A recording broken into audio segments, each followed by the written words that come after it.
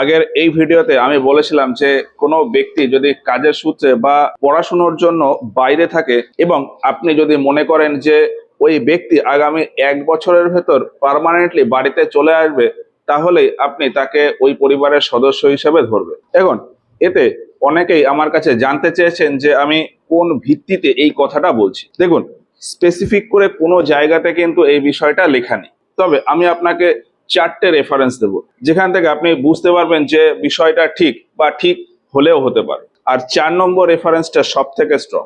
তবে প্রথমে একটা কথা বলে রাখি, এখানে যে পরিবারের সদস্যের কথা বলছি সেটা হলো ওই পরিবারের নিয়মিতভাবে বসবাসকারী ব্যক্তির সংখ্যা, বা আপাতত ওই পরিবারে কতজন থাকেন সেই সংখ্যাটা। নর্মালি একটা পরিবারে বা একটা জায়গাতে মেইন 3 ধরনের সদস্য হয়। একটা হলো পার্মানেন্ট রেসিডেন্ট বা পার্মানেন্ট মেম্বার, টেম্পোরারি রেসিডেন্ট বা টেম্পোরারি মেম্বার, আর ইউজুয়াল রেসিডেন্ট বা ইউজুয়াল মেম্বার। কোনো একজন ব্যক্তির যে ঠিকানায় বা যে অ্যাড্রেসের সাপেক্ষে তার সমস্ত ডকুমেন্টস হয়, ওই ব্যক্তিকে ওই ঠিকানার পার্মানেন্ট মেম্বার বা পার্মানেন্ট রেসিডেন্ট বা স্থায়ী বাসিন্দা বলে ধরা হয়। এবার খুব সাধারণ একটা নিয়ম আছে যে কোনো একজন ব্যক্তি যদি কোনো একটা জায়গাতে 6 মাসের বেশি থাকে, মানে ওই একই জায়গাতে 6 মাসের বেশি রয়েছেন, তাহলে তাকে ওই জায়গার ইউজুয়াল রেসিডেন্ট বা নিয়মিতভাবে বসবাসকারী বাসিন্দা বলে ধরা হয়। ধরুন আমার বাড়ি কলকাতাতে, আমার সমস্ত ডকুমেন্টস কলকাতার অ্যাড্রেসে, এবং কাজের সূত্রে আমাকে হয়তো 2 বছরের জন্য জামশেদপুর থাকতে হবে, তাহলে আমি কলকাতার পার্মানেন্ট রেসিডেন্ট তো হব, তবে এর পাশাপাশি জামশেদপুরের ইউজুয়াল রেসিডেন্টও হয়ে যাব। এইবার একটা বিষয় হলো যে আমি কোনো একটা কাজের জন্য বা যে কোনো কারণে কোনো জায়গাতে গিয়ে যদি 6 মাসের কম থাকি, সেক্ষেত্রে আমাকে ওই জায়গার একজন টেম্পোরারি রেসিডেন্ট বলে ধরা হয়। তাহলে এই রেসিডেন্টের ব্যাপারটা আশা করি বুঝতে পারলেন। এবার আমি আপনাকে ওই রেফারেন্স গুলোর কথা বলি। প্রথমে এটা দেখুন, এটা দিল্লিতে এনুমারেটর ট্রেনিং এর একটা ভিডিও। चलिए क्वेश्चन नंबर 10 पर चलते हैं। क्वेश्चन नंबर 10 कहता है टोटल आपके नंबर कितने लोग रह रहे हैं। तो हाउस होल्ड से हम पूछेंगे आपके घर में नॉर्मली कितने पर्सन रिजाइड करते हैं। नॉर्मली का मतलब ये है कि आपके यहाँ लोग रहते हैं, खाते पीते सोते हैं, कोई टेम्परेरी विजिट या टेम्परेरी स्टे को आप उसमें काउंट नहीं करेंगे। अगर वो कहते हैं 4 लोग यहाँ नॉर्मली रहते हैं, 4 उस केस में डालेंगे। सो अगर किसी का बच्चा बाहर पढ़ने गया हुआ है 8-9 महीने से वो वहीं रह रहा है, तो उसे क्लियर करना है कि सिर्फ जो यहाँ रहते हैं वही, हॉस्टल में कोई बच्चा है उसे आप यहाँ काउंट नहीं करवाइए। क्लियर है? अदरवाइज उसकी वहां काउंटिंग होगी तो क्या होगा, duplication of data cover up हो जाएगा। किसी भी एज का हो, किसी भी ग्रुप का हो, उसे हम कैटेगरी में काउंट करेंगे। क्लियर? न्यू बॉर्न बेबी इसके अंदर में काउंट होगा। टोटल नंबर ऑफ रेजिडेंट्स के बाद हमारे पास नेक्स्ट এখানে এই ভদ্রলোক বলছেন যে কোনো ছেলে মেয়ে যদি 8-9 মাসের জন্য বাড়ির বাইরে থাকে, সেক্ষেত্রে তাকে এই ফ্যামিলির নর্মাল রেসিডেন্ট বলে ধরা হবে না, কারণ তাকে যদি এখানেও ধরা হয় আর সে যেখানে রয়েছে সেখানেও তাকে কাউন্ট হবে, ফলে ডাবল কাউন্টিং হবে। আর সেন্সাসের খুব গুরুত্বপূর্ণ একটা নিয়ম হলো যে কোনো ব্যক্তি বা কোনো ফ্যামিলি বা কোনো পরিবার যাতে ডাবল কাউন্টিং না হয়। এই ভিডিওতে তো ওই ভদ্রলোক 7, 8 বা 9 মাসের কথা বলেছে, আমি তো সেটাকে একটু বাড়িয়ে 1 বছরের কথা বলেছিলাম, তো সেটা আপনি একটু বুঝে নেবেন। এরপরে আমি সেকেন্ড রেফারেন্সের কথা বলি। দেখুন, আমরা তো এখন অনেক কিছুতেই AI, chat GPT, Google search এসবের উপর ভিত্তি করি। তো আমি এই বিষয়টা চ্যাট জিপিটিতে একটু সার্চ করেছিলাম, তো তার রেজাল্ট হিসাবে এইটা এসে আপনারা একটুখানি দেখে নিন। তো তার ভিত্তিতে আমি মোটামুটি একটা আন্দাজ করতে পারি যে 6 মাস বা 1 বছরের ভেতর যদি কেউ চলে আসে, তাহলে তাকে ওই পরিবারের নর্মাল রেসিডেন্ট বা নিয়মিতভাবে বসবাসকারী সদস্য বলে ধরা হয়।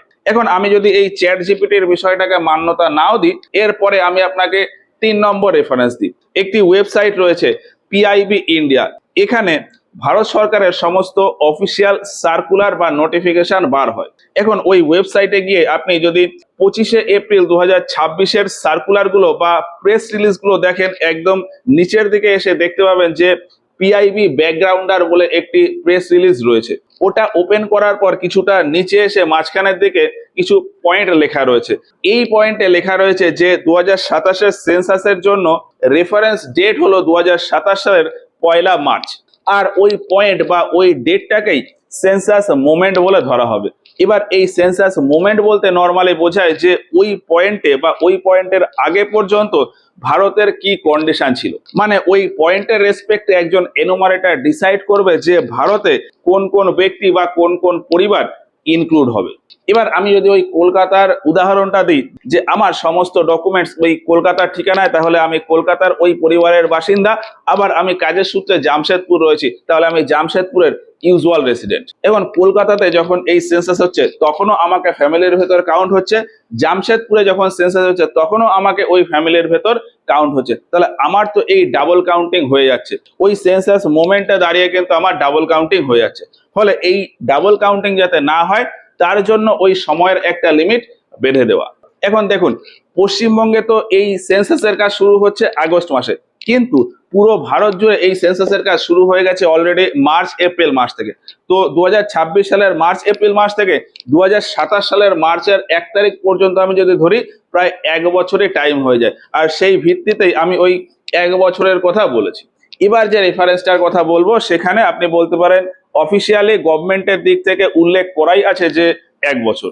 দেখুন, সেলফ এনুমারেশন যখন আপনি ফিল আপ করতে যাবেন, তখন এর হোম পেজে একটা অপশন আছে FAQ বা ফ্রিকোয়েন্টলি আস্কড কোশ্চেন। এখানে ওই নর্মাল রিসাইডিং দিয়ে দুটো কোশ্চেন আছে। এর ভেতর সেকেন্ড কোশ্চেনটা দেখুন, এই কোশ্চেনে বলা আছে যে আমার মেয়ে পড়াশোনার জন্য অন্য শহরে রয়েছে, তাহলে তাকে কি আমার নিয়মিতভাবে বসবাসকারী সদস্যের সংখ্যা বা person normally residing in the house hold এর ভেতর ধরবো? দেখুন, এখানে উত্তর দিয়েছে যে না, আপনার মেয়ে যদি আপনার সাথে সাধারণত সারা বছর ধরে না থাকে, সারা বছর মানে 1 বছরের কথাই বলে, তো সারা বছর ধরে যদি না থাকে সেক্ষেত্রে তাহলে আপনি তাকে আপনার বাড়ির নিয়মিতভাবে বসবাসকারী সদস্যের ভেতর ধরবেন না, সে যে জায়গাতে রয়েছে সেইখানে কাউন্ট হবে। এখন গভর্নমেন্ট একটা ওয়েবসাইটে এইরকম প্রশ্নের উত্তর পাওয়া মানে আমি এটাকে অফিসিয়াল আনসার হিসাবে ধরতে পারি। এবার এই বিষয়টাকে আপনি মানবেন কি মানবেন না সেটা সম্পূর্ণ আপনার নিজের ব্যাপার। এবার আপনি বলতে পারেন যে আমরা যেখানে ট্রেনিং করেছি সেখানে তো এইরকম কথা কিছু বলেনি। দেখুন, সমস্ত ট্রেনিং এর জায়গায় কিন্তু বলেনি। আমার কিছু পরিচিত ব্যক্তি যারা এনুমারেটর হিসাবে কাজ করছেন তাদের সাথে আমি কথাবার্তা বলেছি, তাদের ভেতর 3 জনকে বলেছে যে আমাদের ট্রেনিং এ এরকম 6 মাসের কথা বলেছে। আমি তো 1 বছরের কথা বলেছি, কিন্তু তাদেরকে ট্রেনিং এর জায়গাতে 6 মাসের কথা বলেছে। তবে হ্যাঁ, 2 জন এনুমারেটরকে আমি জিজ্ঞেস করেছি, তারা বলেছেন যে আমাদেরকে এই রকম কোনো ইনস্ট্রাকশন দেয়নি।